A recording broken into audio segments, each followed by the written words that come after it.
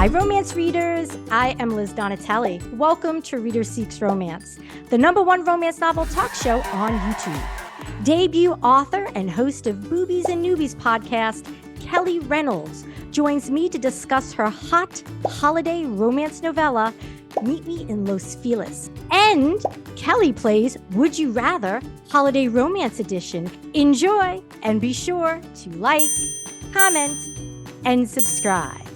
Hi, Kelly. Welcome to Reader Seeks Romance. Hi, Liz. Great to be here.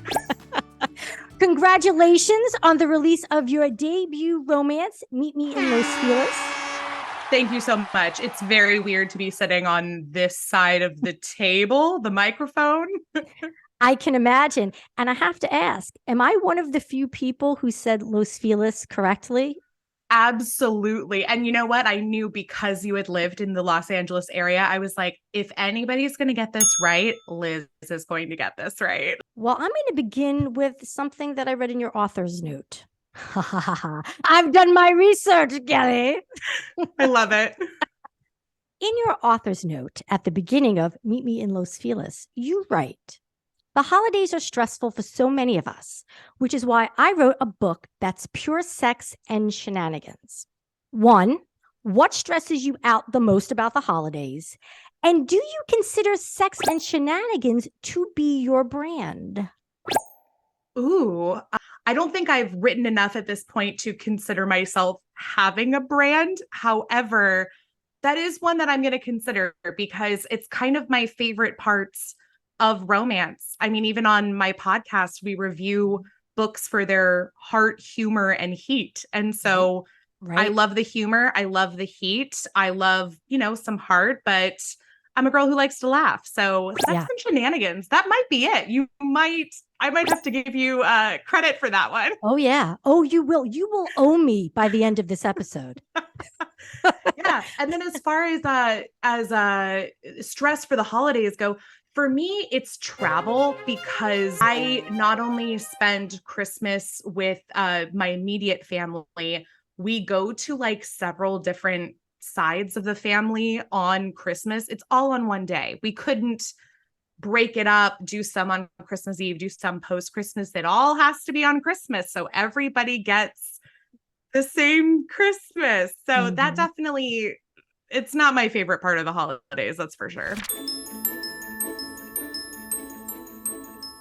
This whole idea kind of stemmed from a really weird family dinner I attended a few years back when I was still living in Los Angeles. And I was invited to my roommate's family's Easter. It wasn't Thanksgiving, it was Easter. Okay. Her sister's husband was invited, obviously, as her sister's +1. Yeah. And he and I showed up. However, the girls whose family this was did not show up. And we kind of joked. And, I've been an avid romance reader my entire life. And I said to him, it'd be really funny if we fell in love. And that was sort of what sparked this idea of, one, a story that takes place in Los Angeles during the holidays, which I feel like we don't see enough of, big city romance, let alone big city holiday romance. And also this idea of what if these two people just kind of kept running into each other over the course of the winter season and kind of wanted to develop a relationship. And that's what the book is about. Is we have a plus size heroine named Nora. She's an actress in the making, as just about everybody who lives in Los Angeles is. And we have Bowie, who is a Brit to LA transplant, and he works or owns a tea room, a British tea room. And they just kind of fall into a situationship, and they're not really sure what to make of it, or if this will be a holiday fling or something that continues beyond that. As you wrote Meet Me in Los Feliz and channeled your characters, how did your plans for Nora and Bowie's romance journey differ from theirs? They definitely changed in terms of, I am very much a type A planner. I want to know every single thing about a story before I write it. And so going into the book, I think I outlined the first 4 chapters really in depth, really in depth. And so much so that by the time I finished writing the first 4 chapters, I kind of was leaning towards going in a few different directions that I hadn't maybe originally planned or thought that they were going to need as much time to develop as they were taking. So I think a lot of what Bowie and Nora were telling me as I was writing was to slow down. And especially with a book that takes place, you know, just over the course of a few weeks. And I'm not somebody that's ever been drawn to the insta love trope. And I very much read, it's difficult for me to read outside of reality in a lot of times. Yeah. So a lot of times when I do read romance, I want to read about characters who, this could be me, this could be my friends, this could be our lives. And it also gives you hope when you're a single person, like that this could happen to you at any given moment. And that's kind of what they were telling me was slow down, do not create the insta love, insta connection story that maybe you were envisioning or that was kind of nagging at you, and instead just let things happen organically, which was a major step back for me personally, just because I do tend to want to control everything, especially when it's something that I'm creating myself. Right. I envision that how that conversation went down in your mind is that Mind Bowie came to you with a cup of tea and a sugar plum scone. And he's like, you have to, with his British accent, you have to slow down. And like, he's rubbing your back.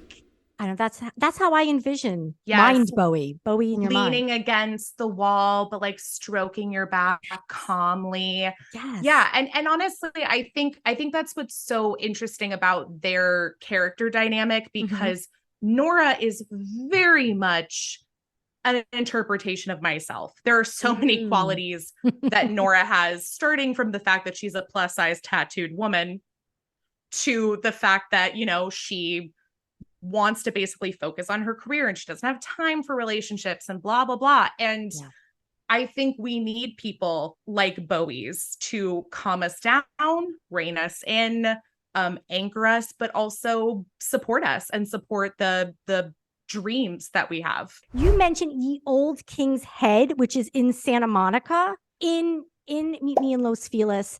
And I almost cried because I loved that place and I had such fond memories of going for tea with my friends. And you know who I saw at Ye Old King's Head in Santa Monica? Cloris Leachman. Do you remember the actress Cloris? I think she passed away. I sat at a table next to Cloris Leachman, and I was the only one of my friends who knew who she was. Oh my gosh. Yeah, no, a legend for sure. Yeah. Like I always think of her in Young Frankenstein as like the crotchety like housekeeper. Yes. And I was trying to tell my friends who were significantly younger than me, I'm like, well, did you ever watch like Facts of Life? Because didn't she take over for, I can't think of her name, the other Mrs. Garrett. She was like the other, So I was like, oh, did you? They're like, no. But anyway, so I just love tea and it's so comforting. So Bowie to me was just the perfect comfort, like, you know, package. And this is a segue into a Bowie question.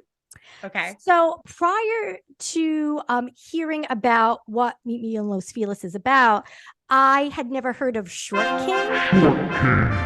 So I was like, I mean, I'm intrigued, right? And I researched it. I was like, okay. I didn't know that this was a thing. For those who don't know, I would love for you to describe what is a short king, and was there a short king in mind who inspired Bowie? So a short king is by definition a gentleman who is perhaps on the shorter stature in terms of height, which honestly interpret as you will, because that's the thing is like what's short to somebody is not short to somebody else. I think generally in romance, we have this idea that romance heroes are 6'3", super buff. They usually rock like either shaved hair or like a man bun. And I was like, I want to write the antithesis of that. Because I've never been somebody who's attracted to somebody based on their height. Like, and short kings are not only short, but they usually have this energy that radiates of like, I don't care. Like I have like, I feel tall. I give off the energy of being somebody who's confident in who they are, like regardless of like how tall I am. So that's a short king. And as far as inspiration, I do feel like there's a little bit of Ed Sheeran in there because of like the British redhead, shorter side of things for sure. But I will say he was heavily influenced by a combination of two gentlemen on TikTok. Oh, really? TikTok influencers or just people that you happen to follow that you found? Like these were people that I found, and one of them, I think he actually does do I think he is one of the voices of like an audio erotica app. However, I was drawn to him by the way he presented himself and the way he looked, and he's redheaded, he's a little bit on the shorter side, but like the sneaky smile and like the way he dresses, like I loved. And then the other gentleman is just a random British gentleman who has two wiener dogs, and a lot of his content is him and his wiener dogs just out in the wild having fun. And that was it. Like I very much am just attracted to personality of somebody. And so when you can radiate that personality, I think this is the difference between when men talk about a woman being hot and women talk about men being hot, is a lot of times when women talk about it, we're not just talking about the way somebody looks, we're talking about their personality and the way they carry themselves and the way they treat other people. Like that is sexy, and that is Bowie. Yes. Well said. Are there any other short kings of note? For me, the number one short king is Tom Holland from Spider-Man. And I know he is far too young for me to like look at in that way, but it's just the joy that he radiates and the way that he is with his partner Zendaya. Like I just, the two of them together, and she is much taller than he is, but he treats her like a queen, and I love it. I love them. So on your illustrated book cover, the heroine Nora has a flowery thigh tattoo, which I do believe resembles your tattoo, if memory serves, from your Instagram pictures. Does this signify your personal connection to the character?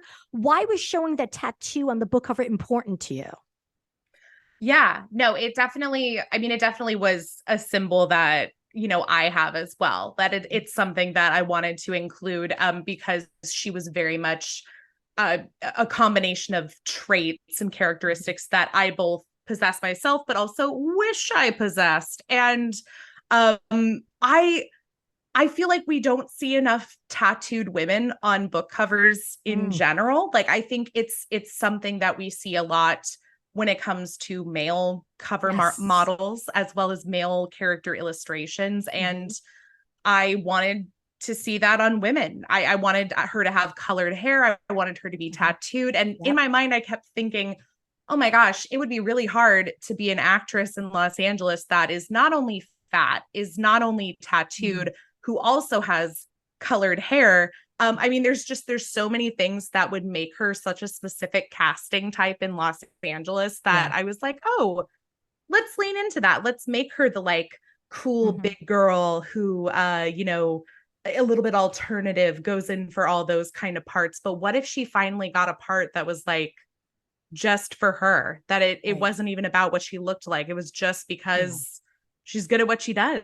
One of Nora's side gigs is a dinner theater actor, which I am a super mega murder mystery dinner theater fangirl. There's a scene in which Nora is starring in Murder on the Ornament Express. It's this holiday murder mystery dinner theater, and I loved it. I loved the amount of detail that you put into it because I was just eating that up. Please tell me that you plan to write, direct, and star in a murder mystery dinner theater production of Murder on the Ornament Express. At the very least, this needs to be a holiday cozy mystery. Okay, it's funny you say that because I have to tell you, the day I came up with that title, it was honestly like one of my proudest accomplishments. Like, I think I was more proud of coming up with the name Murder on the Ornament Express than I was writing an entire book. Like, I called my parents.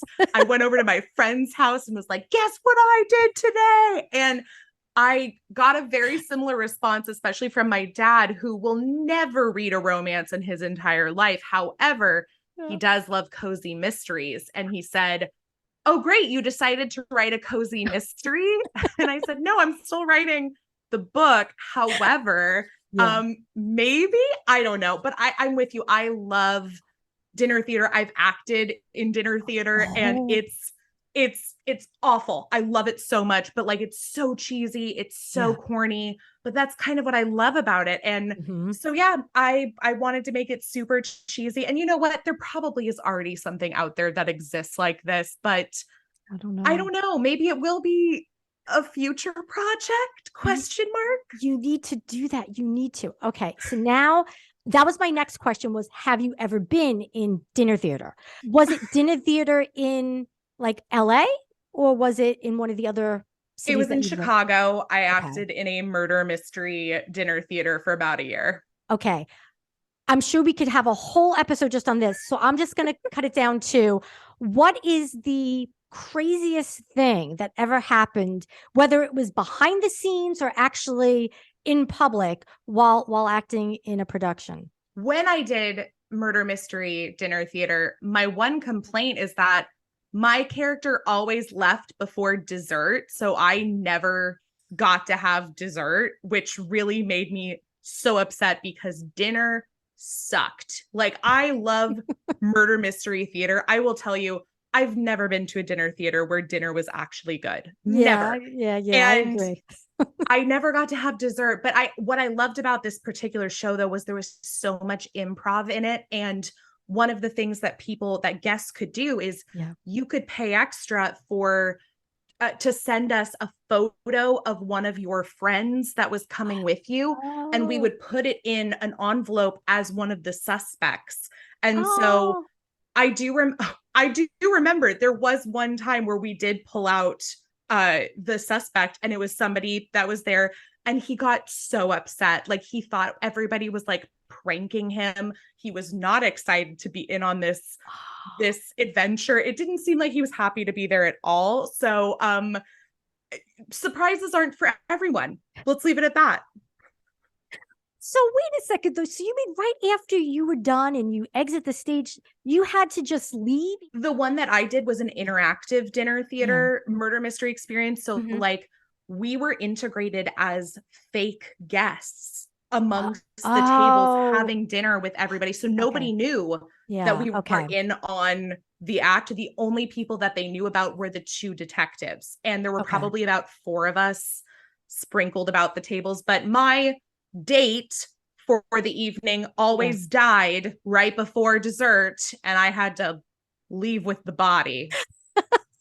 I've been to the ones where they have them interacting with the audience and they're supposed to be, telling you information that you use later on to solve the mystery and all that. So did you ever just strike up a fake conversation, but you actually there was some chemistry between you and someone there, and, maybe you exchanged numbers or there was like a flirtation? Was there ever a potential romance blooming in maybe? I wish there was, because that would have been like the perfect rom-com meet cute. However, my character was always on a date with somebody. Yeah, so it would have made you look bad. It would have made me look pretty nasty had I been flirting with other people. So I set myself up for failure, I guess is what I'm saying, is like, I did this to myself by coming with a date. Oh my God, I love this. In Los Feliz is set in Los Angeles, as we mentioned. Why is Los Angeles, in your opinion, a really good setting for a holiday romance?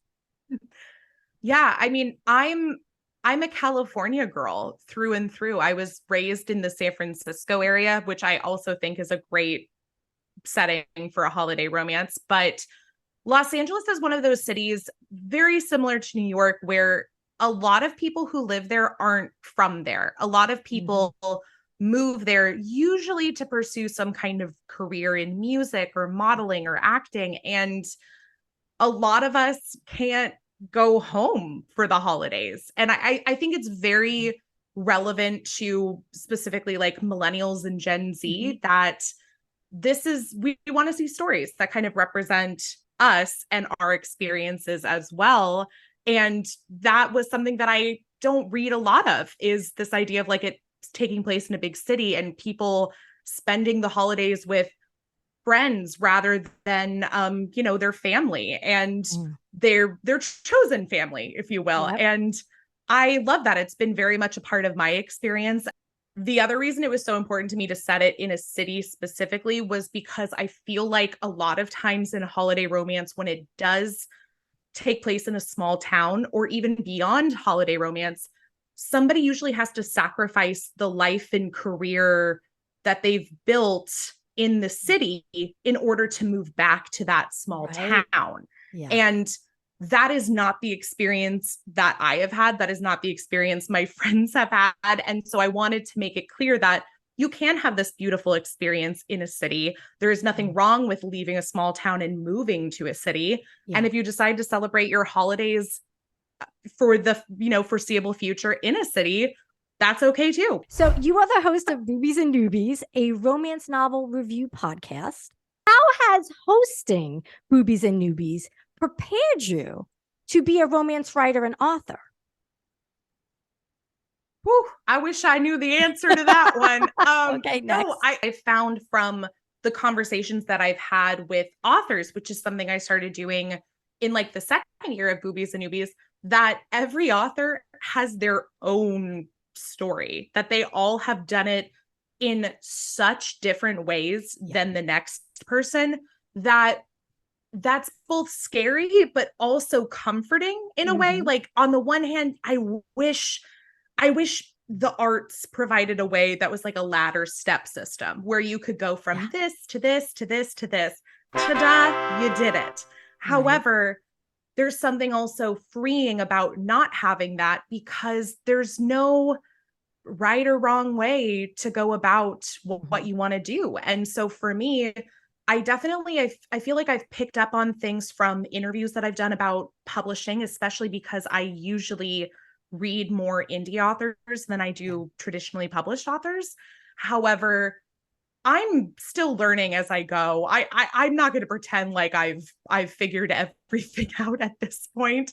I don't think I would feel like I figured everything out after 10 books. So it is all a learning curve, and it's the same piece of advice I would give anybody who wants to start podcasting that I would give when it comes to writing, is figure it out as you go, do your research, but also don't be afraid to make mistakes.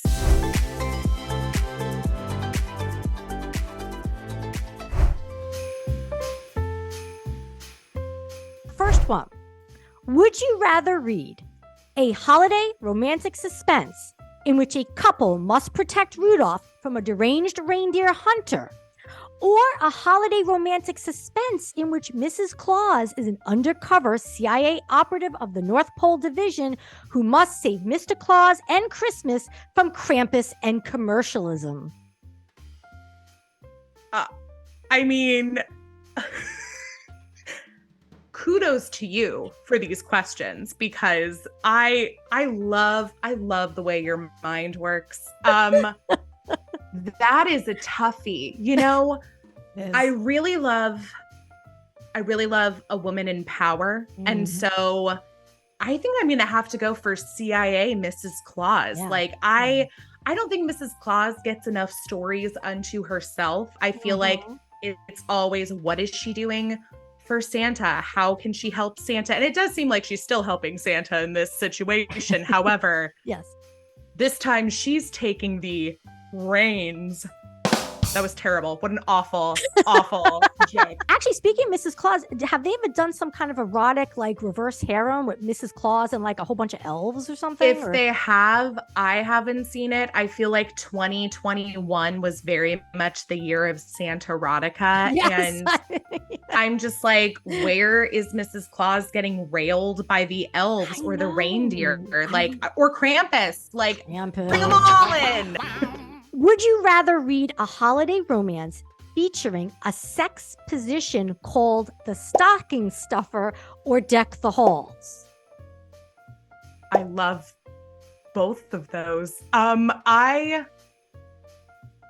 trying to envision, okay, let's play what would these sex positions look like? I know. They exist.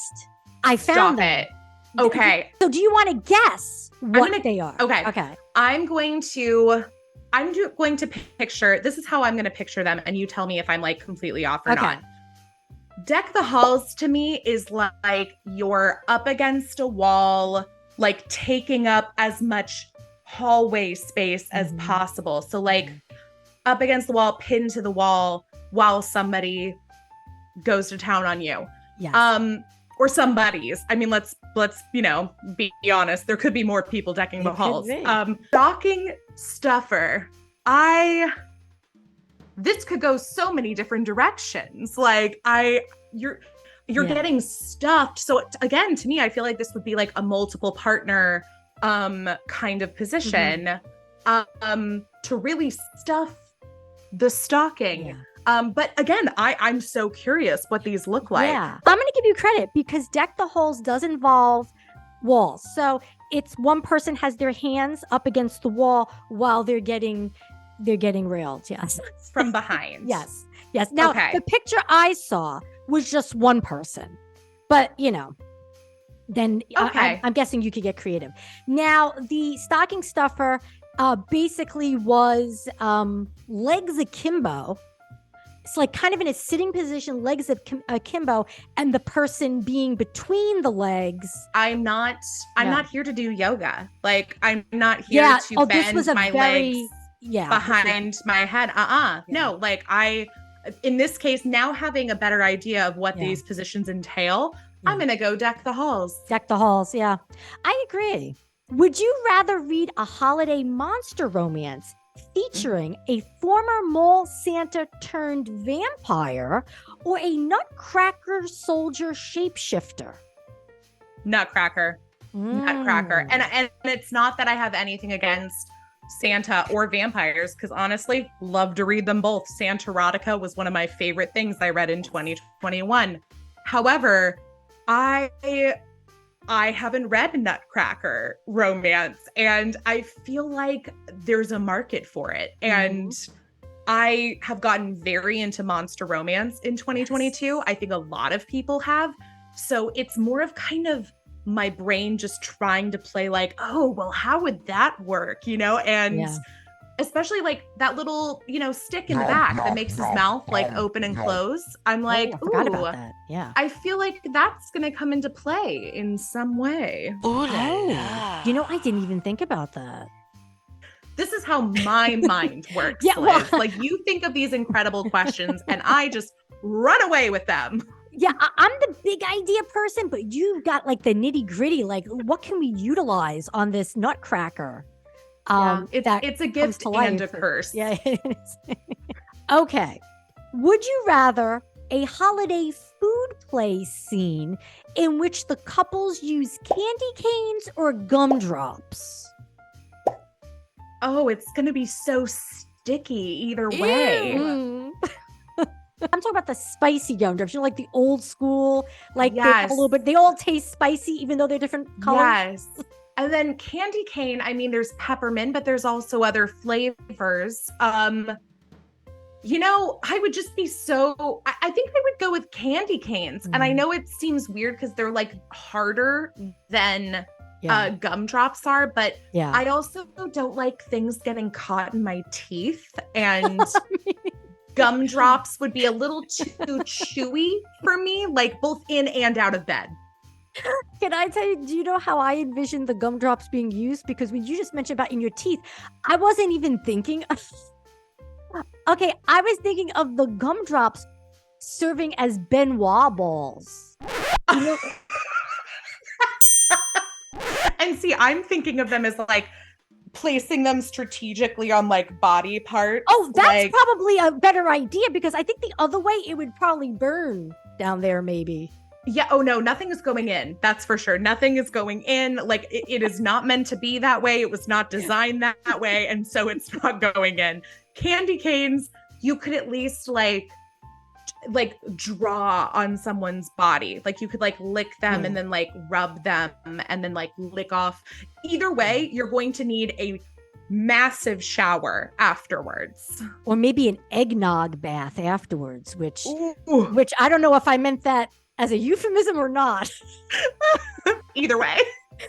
Either way it works. God, how many did I do with these? I must have been inspired. Okay.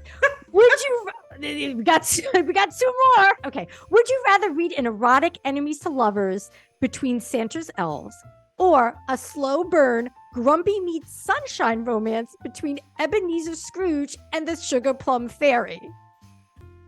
Oh my God, I would read both of them so. Oh, I would love both of those. Okay. I will say, yeah. I will say I am a sucker for grumpy sunshine. Okay. And I don't know. I've definitely seen interpretations of Scrooge stories. However, I haven't seen Scrooge and the Sugar Plum Fairy. So I think that's the one. There might be a good reason we haven't. I don't know. Would you rather read a holiday romance that begins with the line, "Nobody jingled his bells while riding in a one-horse open sleigh like Jesse did every Christmas Eve," or the opening line, "I caught Pat making snow angels in the nude again, but this time I didn't look away"? You have the best mind ever. Like now you've got me thinking like, oh my God, what happens in these books? Like, where are they going from here? And I can tell you right now, the snow angel one is like a neighbor who spies on their neighbor. Oh yeah. And then nobody jingles his ball. It's so good. I think I have to go the first one. Okay. We're jingling the bells, the balls. And I think it's going to be like a one night stand to lovers, that it's like somebody had a really spicy one night stand, like maybe their first night back in town for the holidays. And then, you have to see that person a lot because I don't know, their seasonal job is Santa at the mall. But is it an annual like holiday one night stand? Because this person does mention that Jesse did every Christmas Eve. I like that. So I like that. A standing like, oh, we're gonna always okay. We have like our when we're home we bang like kind of situation. Liz, did you just write a new romance for us? I might have.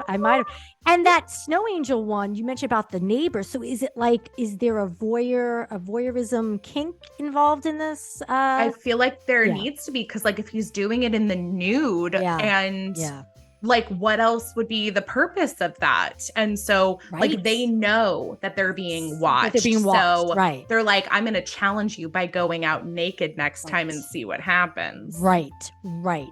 And I would read both of these. I was kind of interested in knowing where that goes too. Thank you so much, Kelly, for joining me here on Reader Seeks Romance. You are a joy. Your work is a delight, and it is a pleasure always speaking with you. Oh, thank you. I love what you do on this channel and beyond. So I am happy to know you and hopefully someday be able to actually meet you in person. Or would that be anticlimactic? I don't know. I'm going to choose that it'll be amazing.